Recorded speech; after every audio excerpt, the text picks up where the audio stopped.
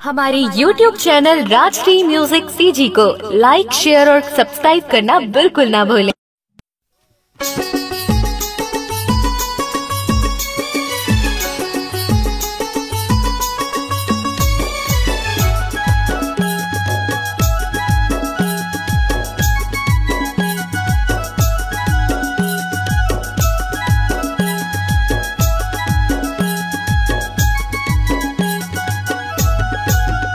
तोला झुलना झुलावा नवरात मा, तोला झुलना झुलावा नवरात मा, तोला 9 दिन नवरात मा तोला बंधावो, तोला 9 दिन नवरात मा तोला बंधावो।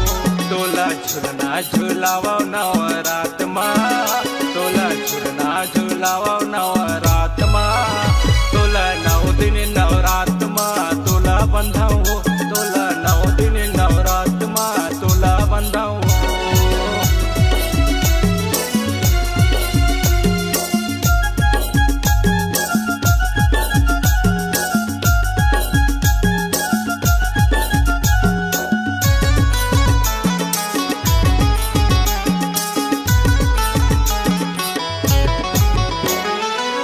आगे नवरात दाई बरग दिया बाती, नौ बहनी संग मा आजा मुरदाई।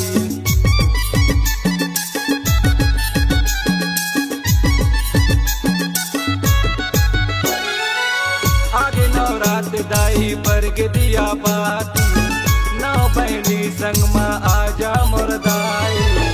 तोला झुलना झुलावा नवरात मा, तोला झुलना झुलावा नवरात मा, तोला 9 दिन नवरात मा तोला बंधावो, तोला 9 दिन नवरात मा तोला बंधावो।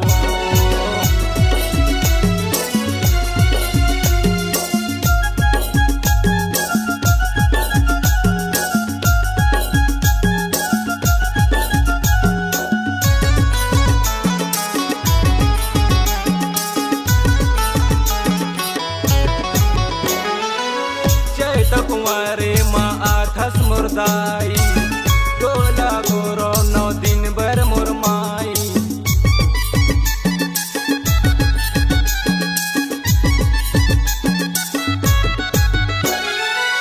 चैत कुंवारे मा आठस मुरदाई, तोला गोरो 9 दिन बर मुरमाई।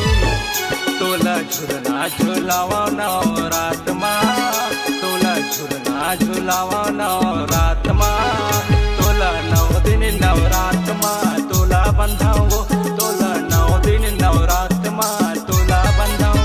तोला झुलना झुलावा नवरात मा, तोला झुलना झुलावा नवरात मा, तोला 9 दिन नवरात मा तोला बंधावो, तोला 9 दिन नवरात मा तोला बंधावो। तोला झुलना झुलावा नवरात मा, तोला झुलना झुलावा नवरात मा, तोला 9 दिन नवरात मा तोला बंधावो, तोला 9 दिन नवरात मा तोला बंधावो।